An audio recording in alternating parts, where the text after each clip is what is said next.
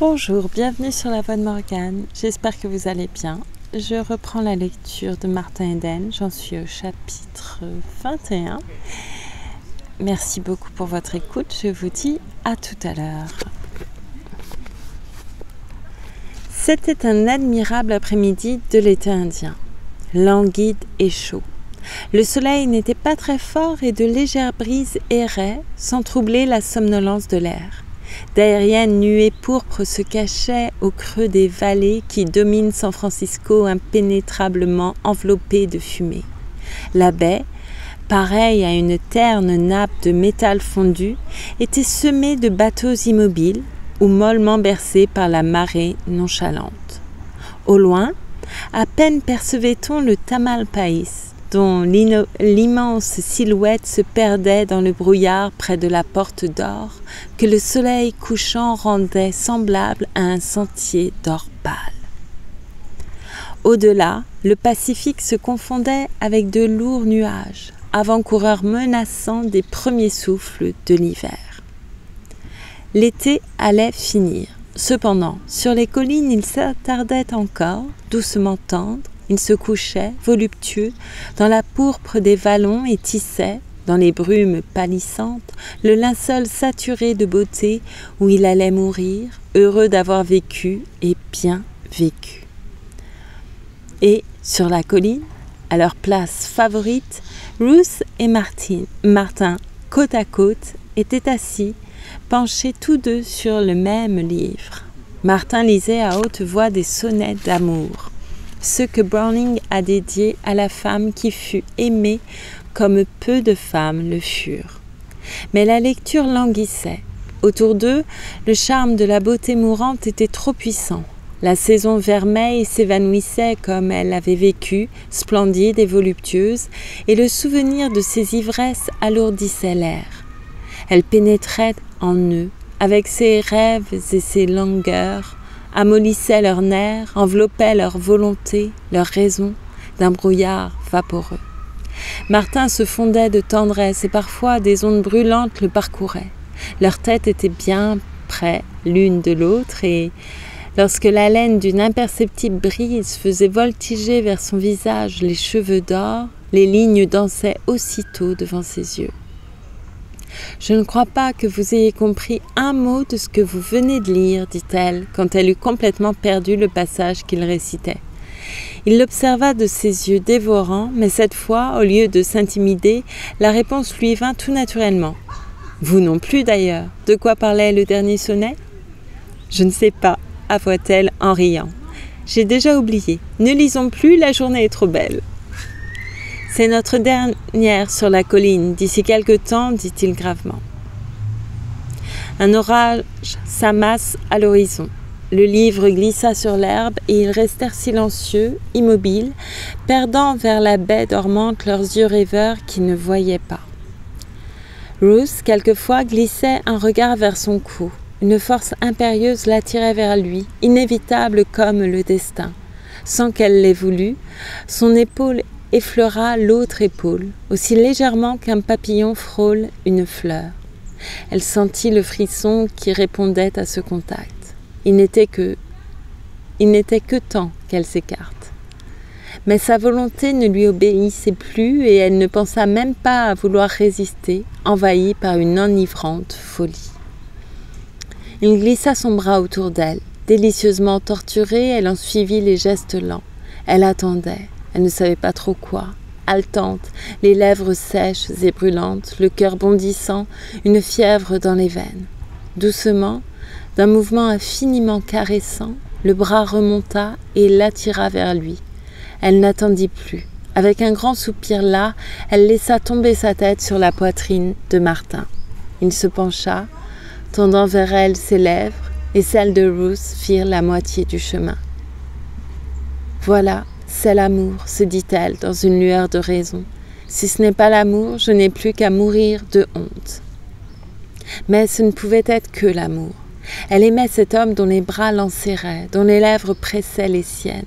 Elle se pelotonna contre lui, d'un mouvement câlin de tout son corps.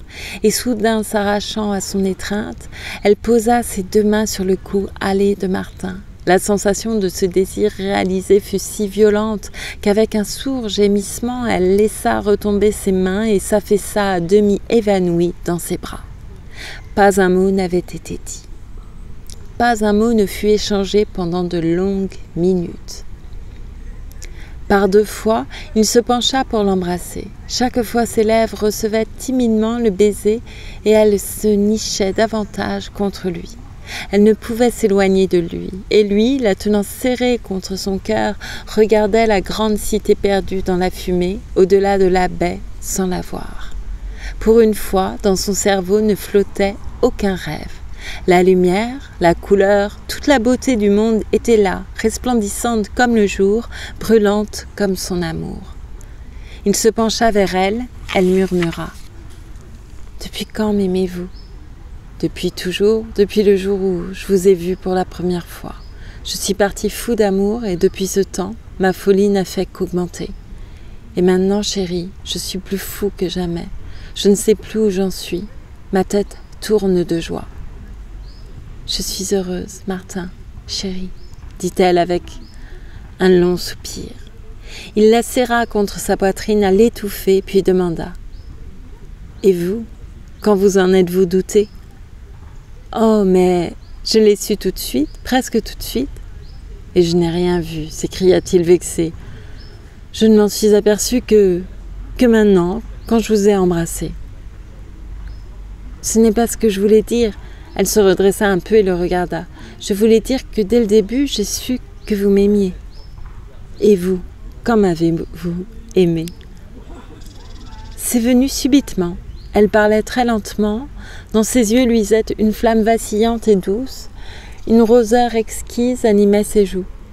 Je n'en ai rien su jusqu'au moment où vous m'avez prise dans vos bras. Et je n'avais pas l'intention de vous épouser, Martin, jusqu'à ce moment-là. Qu'avez-vous fait pour que je vous aime ? Je n'en sais rien, dit-il en riant, à moins que ce ne soit à force de vous aimer, car l'immensité de mon amour aurait attendri une pierre, à plus forte raison votre cœur, chérie. L'idée que je me faisais de l'amour était absolument différente, dit-elle brusquement. Quelle idée vous en faisiez-vous ? Je ne le croyais pas ainsi. Elle baissa les yeux et continua. Je ne me doutais pas de ce que c'était. Il resserra l'étreinte de ses bras autour d'elle avec l'appréhension de se montrer trop empressé.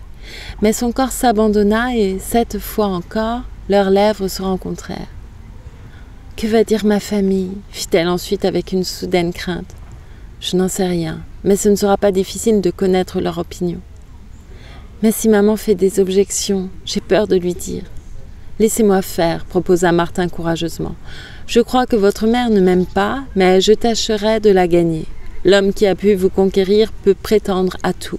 Et si nous ne réussissons pas, eh bien, nous nous appartiendrons quand même, mais il est impossible que votre mère ne consente pas à notre mariage. Elle vous aime trop. » « Je ne veux pas lui briser le cœur, dit Ruth, pensive.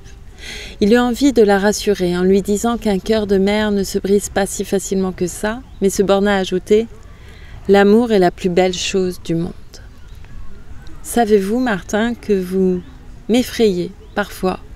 Vous me faites peur en ce moment quand je pense à ce que vous avez été. Il faudra être très, très bon avec moi. Souvenez-vous que je ne suis qu'une enfant après tout. Je n'ai jamais aimé. Ni moi. Nous sommes 2 enfants. Et nous avons de la chance car nous avons trouvé, l'un par l'autre, notre premier amour.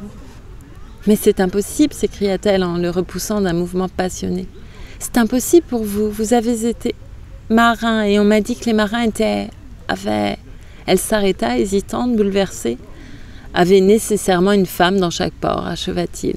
C'est ça que vous voulez dire ? » ?»« Oui, dit-elle tout bas. »« Mais ça, ce n'est pas de l'amour ?» Le ton de sa voix était autoritaire. « J'ai touché bien des ports, mais jamais avant de vous connaître, l'amour ne m'a seulement effleuré. Savez-vous que le soir où je vous ai quitté pour la première fois, j'ai failli être arrêtée. » »« Arrêtée ? Oui. L'agent de police m'a cru ivre. Je l'étais. Mais de vous ? Mais vous disiez que nous étions des enfants et je prétendais que pour vous c'était impossible et nous avons parlé d'autre chose. Je disais que je n'avais jamais aimé personne que vous, répondit-il. Vous êtes mon premier, mon seul amour. Et pourtant vous étiez marin, insista-t-elle. Mais ça n'empêche pas que vous soyez quand même la seule que j'ai aimée. Mais il y a eu des femmes, d'autres femmes, oh. Et à la grande surprise de Martin, elle éclata en sanglots qu'il fallut bien des baisers, bien des caresses pour apaiser. Et tout le temps lui revenait cette phrase de Kipling, « Et la femme du colonel et Judy O'Grady sont sœurs par la peau. » C'est vrai, se dit-il, quoique bien des lectures les conduisent à penser autrement. Il croyait, et cette erreur était imputable au roman, que dans les classes élevées, seules les demandes en mariage officiel avaient cours, que ce n'était guère que dans son milieu d'autrefois que les jeunes gens et les jeunes filles s'obtenaient par le contact physique. Les romans avaient tort, la preuve en était là. Les mêmes moyens, les mêmes caresses, les mêmes baisers, les mêmes mots qui séduisaient les ouvrières étaient également efficaces auprès des femmes comme Ruth. Toutes, elles étaient faites de la même chair, sœurs par la peau. Il aurait dû le savoir s'il s'était souvenu de Spencer.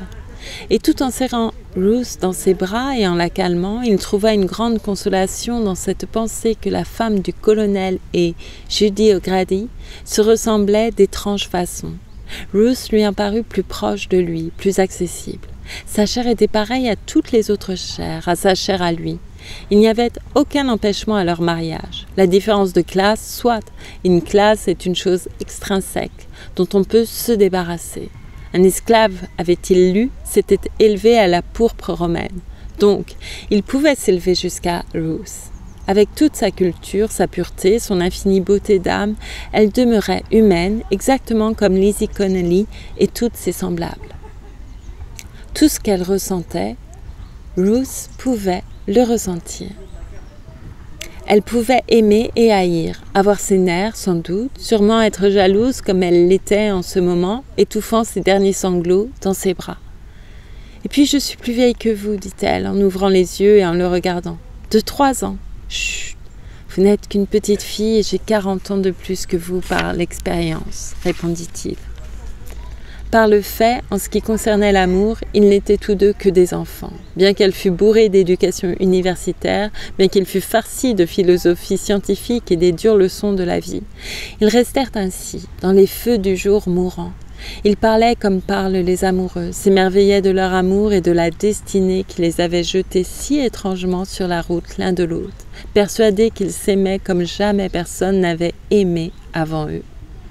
Et toujours, ils revenaient à leurs premières impressions et s'évertuaient en vain à analyser exactement la nature et la profondeur de leurs sentiments réciproques. Le soleil se coucha derrière les nuages menaçants vers la porte d'or. L'horizon devint rose, tout le ciel s'embrasa. Une lumière pourprée les inonda, tandis que Ruth chantait « Adieu, douce journée ». Elle chantait d'une voix douce entre les bras de Martin, ses mains dans les siennes, son cœur contre son cœur. Chapitre 22.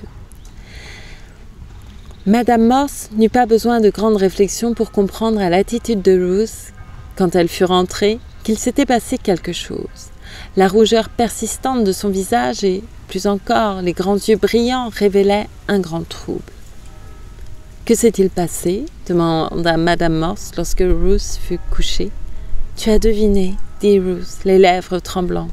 Pour toute réponse, la mère l'entoura de ses bras et lui caressa doucement les cheveux. « Il n'a pas parlé, » continua Ruth désespérément. « Je ne m'y attendais pas et je ne l'aurais jamais laissé parler, mais il n'a rien dit. » « Mais s'il n'a rien dit, alors rien n'a pu se passer, n'est-ce pas ? » « Mais si, justement. »« Voyons, mon petit, qu'est-ce que tu racontes ?» dit Madame Morse, désorientée. « Je ne comprends plus du tout, alors. Qu'est-il donc arrivé ?» Surprise, Ruth regarda sa mère. « Je pensais que tu avais compris. Eh bien, nous sommes fiancés, Martin et moi. » Madame Morse éclata d'un rire incrédule. « Non, il n'a rien dit, expliqua Ruth. Il m'aimait, voilà tout. J'étais aussi étonnée que toi. Il n'a pas dit un mot. Il a simplement mis son bras autour de moi et Je n'ai plus été moi-même. Et il m'a embrassée, je l'ai embrassée, sans pouvoir m'en empêcher. C'était plus fort que moi. Alors j'ai compris que je l'aimais.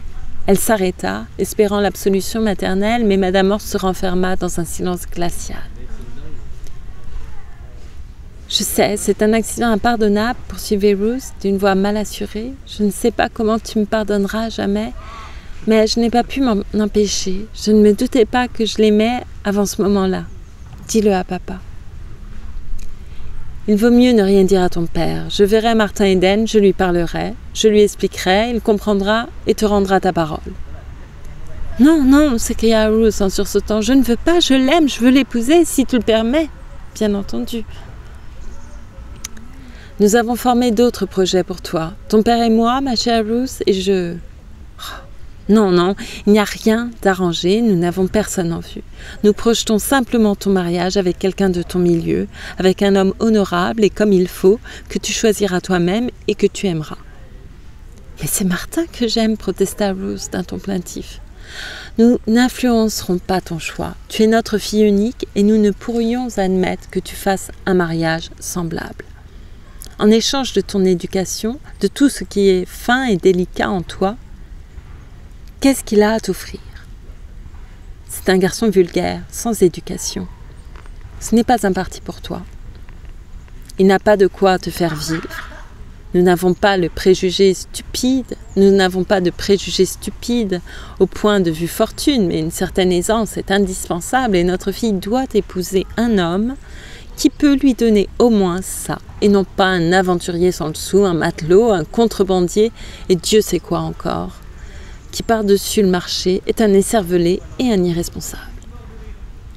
Ruth demeura muette, reconnaissant la vérité de chaque mot. Il perd son temps avec la littérature en essayant d'accomplir par entêtement ce à quoi parviennent rarement des génies et quelques rares hommes doués d'une parfaite culture. Un homme qui veut se marier doit se préparer au mariage. Mais lui, comme je te l'ai déjà dit, et je sais que tu es de mon avis, il est irresponsable. Et comment ne le serait-il pas? Il a le tempérament d'un marin. Jamais il n'a appris à économiser ou à s'abstenir de boire. Sa jeunesse l'a marqué pour toujours. Ce n'est pas sa faute, bien entendu, mais sa nature ne changera pas pour ça. Et as-tu réfléchi aux années de débauche que forcément il a vécues? As-tu pensé à ça, mon enfant? Tu sais ce que signifie le mariage. Ruth frissonna et se serra contre sa mère. J'y ai réfléchi. Elle attendit un long moment que sa pensée s'éclaircisse.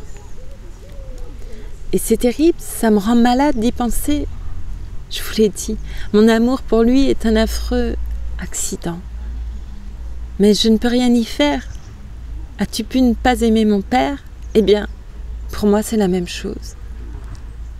Il y a quelque chose en moi, en lui, que j'ignorais jusqu'à ce jour. Mais ce quelque chose existe et me force à l'aimer. Je n'ai jamais pensé que je pourrais l'aimer et pourtant je l'aime, conclut-elle avec un léger accent de triomphe.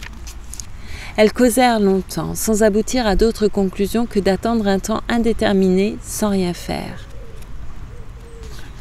La confession sincère de l'insuccès de son plan, que fit Madame Morse plus tard à son mari, eut la même conclusion.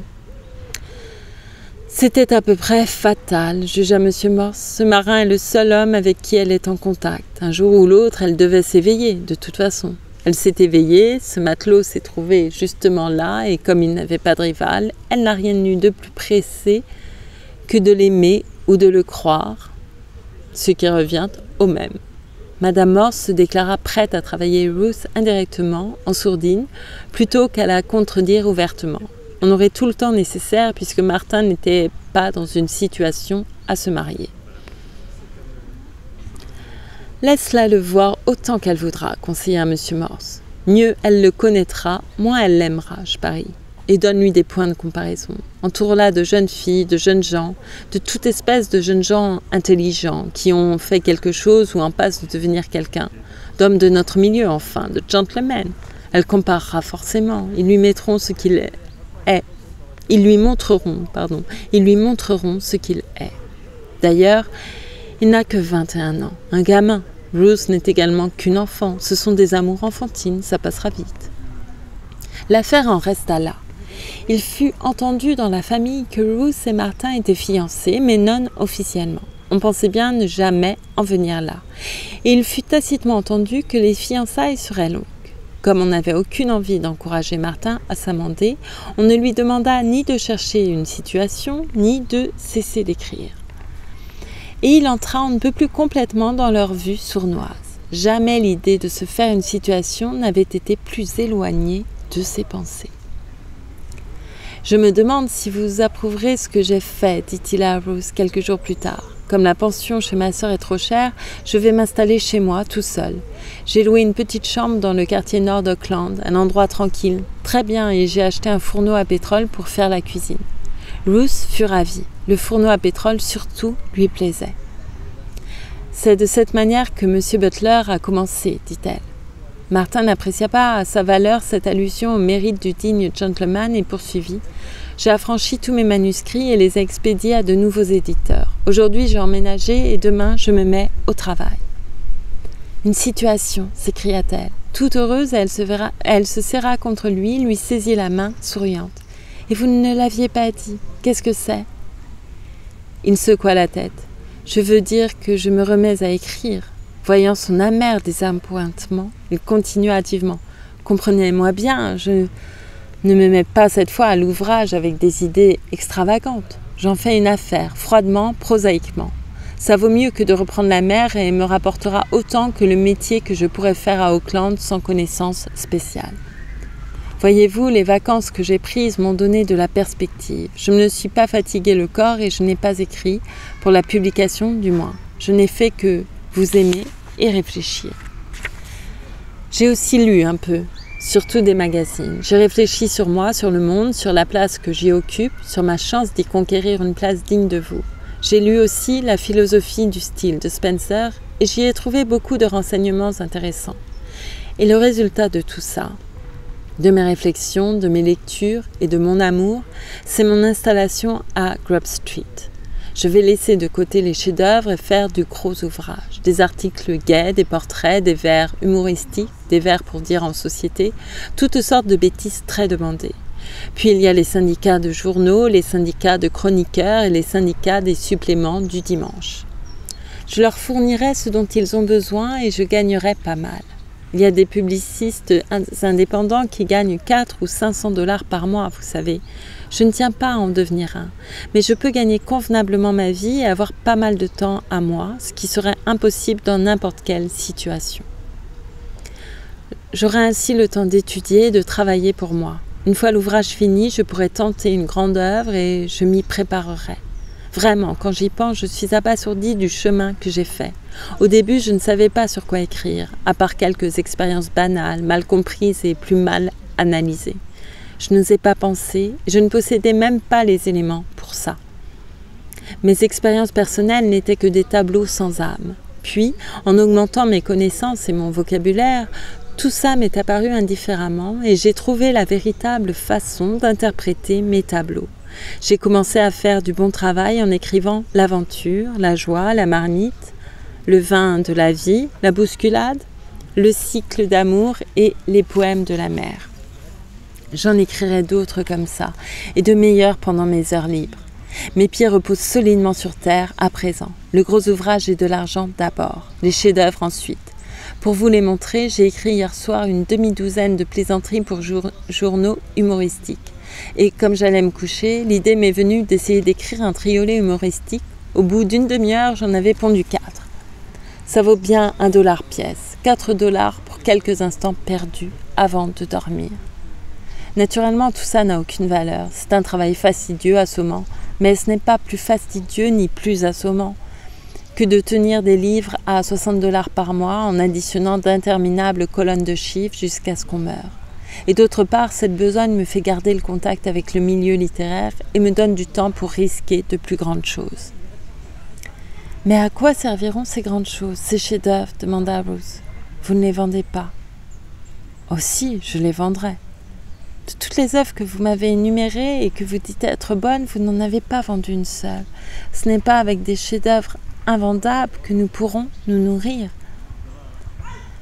Alors nous nous nourrirons grâce aux triolets qui se vendent, affirma-t-il avec emphase en attirant à lui une bien-aimée fort peu enthousiaste. Tenez, écoutez, continua-t-il avec une gaieté affectée. Ce n'est pas de l'art, mais c'est $1. He came in when I was out to borrow some tin, was why he came in, and he went without. So I was in and he was out. Pardon pour l'accent. L'enthousiasme enfantin qu'il avait mis à déclamer sa plaisanterie fit place à une expression navrée quand il vit que Ruth, bien loin de rire, le regardait d'un air à la fois perplexe et réprobateur. « Ça vaut peut-être $1, dit-elle, mais $1 fou. Ne voyez-vous pas que tout ça est rabaissant ? Je veux que l'homme que j'aime et que j'estime soit quelque chose de plus qu'un faiseur de vers burlesques et stupides. Vous voulez qu'il ressemble à Monsieur Butler, par exemple. Je sais que vous n'aimez pas Monsieur Butler, dit-elle. Et il l'interrompit. Monsieur Butler est parfait, mais j'en ai jusque-là de Monsieur Butler. Non, j'ai beau réfléchir, je ne vois pas pourquoi je ne ferais pas des vers humoristiques ou des devinettes, tout aussi bien que de la machine à écrire, des copies ou de la comptabilité. En fin de compte, ça revient au même. Vous partez de ce principe qu'il me faut absolument commencer par aligner des chiffres pour devenir ensuite un notaire habile ou un homme d'affaires. Je veux commencer avec du journalisme inférieur et devenir un bon écrivain. Il y a une différence, objecta Ruth. Laquelle ? Mon Dieu, vous ne pouvez pas vendre votre bonne littérature, celle que vous trouvez bonne. Vous avez essayé, n'est-ce pas ? Mais aucun éditeur n'en veut. Laissez-moi le temps, cher, pria-t-il. Ce bas journalisme n'est qu'un moyen que je ne prends pas du tout au sérieux. Donnez-moi 2 ans. J'aurai réussi à ce moment-là et les éditeurs seront enchantés de me prendre de bons ouvrages. Je sais ce que je dis, j'ai foi en moi. Je sais ce dont je suis capable et je sais ce que vaut la littérature actuelle. Je connais par cœur toute cette prose pourrie que pond journellement une multitude de ratés. Et je sais que dans 2 ans, je serai sur le chemin du succès. Quant aux affaires, je n'y réussirai jamais. Je n'ai aucun goût pour ça. Je trouve ce genre de choses ennuyeuses, stupides, mercantiles et malhonnêtes. En tout cas, je ne m'y ferai jamais. Jamais je ne pourrais être autre chose qu'un employé et que ferions-nous, grand Dieu, avec les misérables appointements d'un employé ? Je veux que vous soyez entourés de ce qu'il y a de mieux et de plus beau plus tard. Et j'arriverai à tout. À côté des rentes d'un auteur en vogue, celle de M. Butler n'existe pas. Un auteur en vogue gagne facilement entre 50 et $100 000. Bon an, mal an. Elle ne répondit rien, visiblement contrariée. « Eh bien ?» interrogea-t-il. Mes espoirs et mes projets étaient autres. J'avais pensé, et je pense toujours, que la meilleure chose pour vous serait d'étudier la sténographie. Vous savez déjà dactylographier et d'entrer dans les bureaux de mon père. Vous avez un cerveau bien équilibré et je suis certaine que vous feriez un excellent notaire.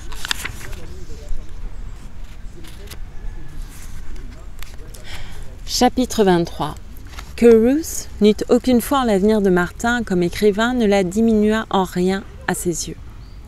Pendant ses vacances reposantes, il avait passé de longues heures à s'analyser et à s'étudier.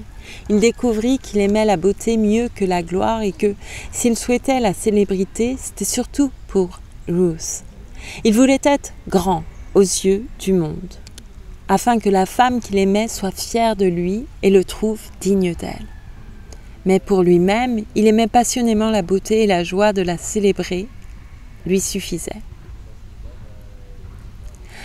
Mais pour lui-même, il aimait passionnément la beauté et la joie de la célébrer lui suffisait. On comprend mieux comme ça. Et plus que la beauté, il aimait Ruth. Il trouvait que l'amour était la plus admirable chose du monde. C'était l'amour qui avait opéré en lui cette extraordinaire transformation, qui, du matelot grossier, avait fait un étudiant et un artiste. L'amour était donc plus grand encore que la science et l'art. Il avait déjà découvert qu'intellectuellement il dépassait Ruth, comme il dépassait ses frères et son père. En dépit des avantages d'une éducation universitaire, de ses diplômes de licencié ès lettres, elle restait très au-dessous de la puissance intellectuelle de Martin, à qui cette année d'études solitaires donnait une connaissance de la vie, de l'art, qu'elle n'acquerrait jamais. Il se rendait compte de tout cela, mais sans l'aimer moins et sans qu'elle l'aime moins. Y avait-il le moindre rapport entre leur amour et leur différence d'opinion sur l'art, la morale, la Révolution française et le suffrage universel? Ce n'était que des raisonnements et l'amour était au-delà de la raison. L'amour habite les hauts sommets, bien au-dessus des froides vallées de la raison, et celui qui cueille cette fleur rare ne peut plus descendre parmi les humains tant qu'elle n'est pas fanée. Grâce aux philosophes scientifiques qui l'affectionnaient, la signification biologique de l'amour lui était connue. Mais procédant par ce même raisonnement scientifique, il arriva à cette conclusion que l'organisme n'obtient son plus haut développement qu'au moyen de l'amour et que l'amour ne doit pas être discuté, mais accepté comme la suprême récompense de la vie. Il considérait donc que l'amour ennoblissait toute créature et il aimait penser à l'amant éternel s'élevant au-dessus de toutes les choses terrestres, au-dessus des richesses et du jugement des hommes, de l'opinion publique et de la gloire, au-dessus même de la vie et mourant d'un baiser. Tout en réfléchissant à ces choses, Martin travaillait sans relâche, excepté quand il allait voir Rose, et vivait en spartiate. Il payait 2,50 $ par mois la petite chambre qu'il occupait chez une Portugaise veuve, Maria Silva, dure à l'ouvrage et dure de caractère, qui élevait comme elle pouvait sa nombreuse progéniture et noyait parfois ses soucis et sa fatigue dans l'aigre vinasse à 15 cents le litre, acheté chez l'épicier du coin. Martin commença par la détester, elle et sa terrible langue, puis il l'admira pour sa vaillance. Il n'y avait que 4 pièces en tout dans la petite maison. L'une d'elles, le salon décoré d'un guet-apens à fleurs et du portrait d'un enfant qu'elle avait perdu, était strictement réservée aux visites. Les volets en étaient toujours fermés et l'entrée en était sévèrement interdite à la marmaille nu-pied, sauf aux grandes occasions. On mangeait dans la cuisine où elle lavait, empesait et repassait tous les jours, sauf le dimanche, pour ses voisins, ce qui constituait le plus clair de ses revenus. Restait l'unique chambre à coucher, aussi petite que celle de Martin, dans laquelle grouillaient et dormaient les 7 gosses et leur mère. Martin se demandait toujours par quel miracle il pouvait y arriver, quand le soir, à travers la mince cloison, tous les détails du coucher lui parvenaient, les piaillements et les vagissements, les babilles et les pépiments pareils à ceux des oiseaux qui s'endorment. Une des sources de revenus de Maria était ses 2 vaches, qu'elle trayait matin et soir et qui se nourrissaient tant bien que mal de l'herbe des terrains vagues gardés par l'un de ses gosses loqueteux.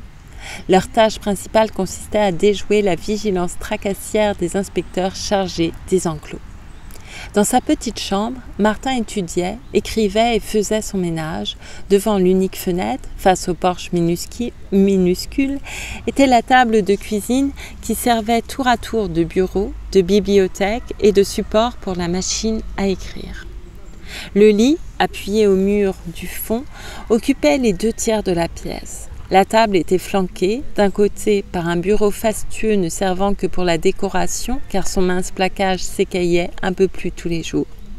Dans le coin opposé était installée la cuisine, le fourneau à pétrole, une boîte à biscuits désaffectée renfermant des assiettes et divers ustensiles, une planche fixée au mur pour les provisions et, par terre, un seau d'eau. Martin devait aller chercher son eau au robinet, dehors. Au-dessus du lit, accroché par une poulie, pendait la bicyclette qu'il avait d'abord essayé de laisser dans les sous-sols, mais comme la tribu des Silva s'amusait à démonter le guidon et à crever les pneus, il y avait renoncé. Il avait tenté ensuite de l'abriter sous le porche, mais un violent orage l'ayant inondé pendant toute une nuit, il la suspendit finalement dans sa chambre. Une armoire minuscule contenait ses vêtements, et les livres qui s'accumulaient tellement qu'il ne trouvait plus de place sur la table ni dessous.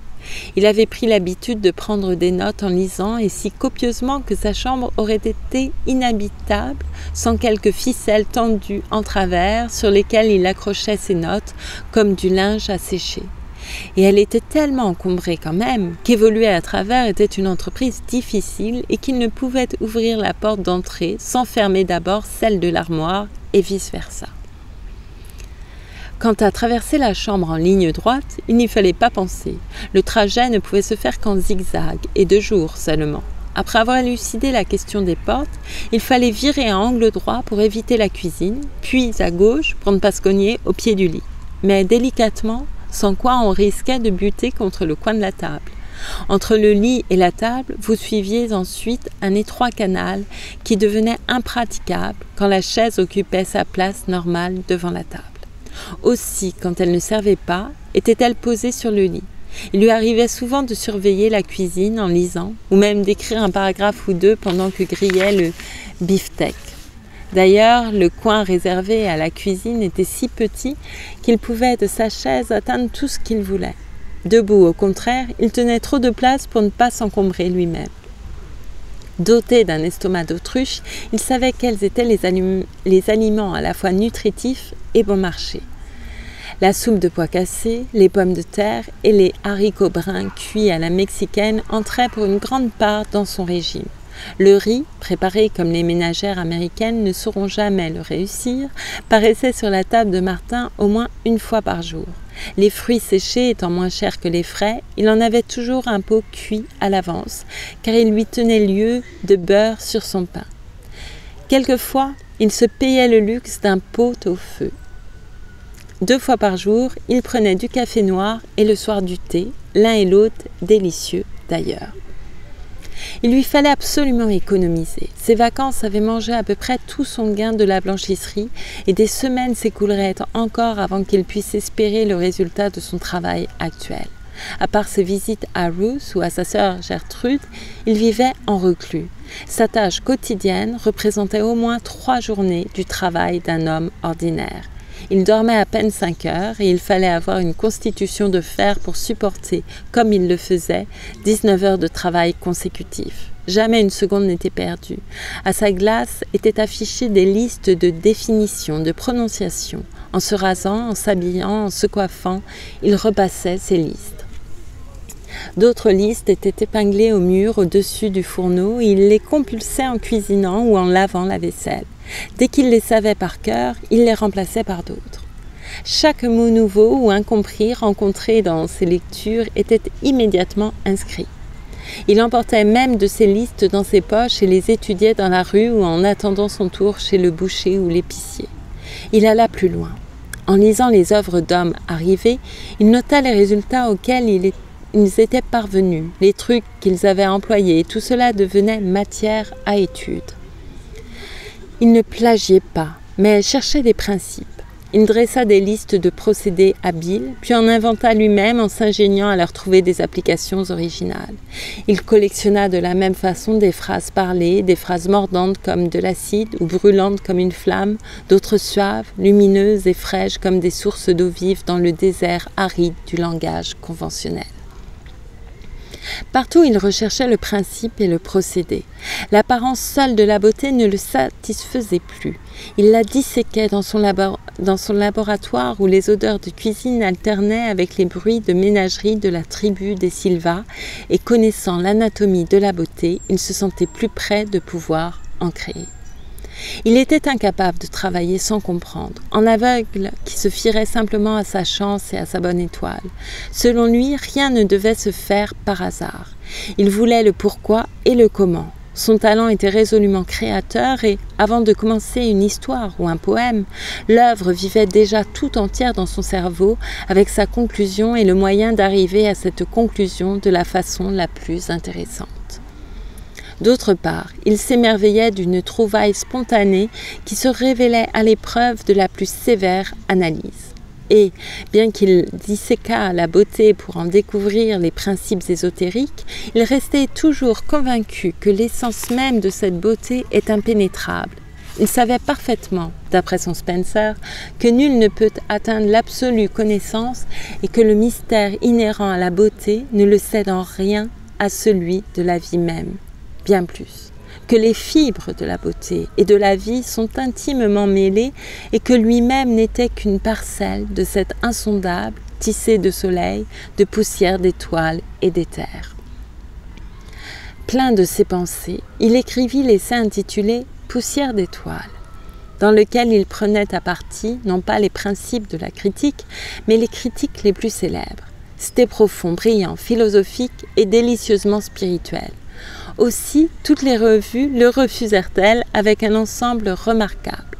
Mais, s'en étant débarrassé l'esprit, il continua son chemin avec sérénité. C'était devenu une habitude. Une fois son sujet mûri, il le réalisait immédiatement à la machine à écrire. Qu'il fût ou non publié ensuite n'avait qu'une importance relative.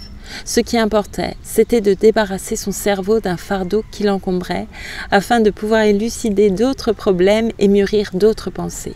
Il ressemblait un peu à ces gens qui, tourmentés par une souffrance, véritable ou fictive, rompent périodiquement un silence méritoire pour plaisanter sur l'objet de leur martyre avec d'autant plus de violence qu'ils se sont contenus davantage. Et je vais m'arrêter là pour cette lecture. Je vous remercie beaucoup pour votre écoute et je vous souhaite une très belle soirée, une très belle journée. Voilà, merci beaucoup et à très bientôt.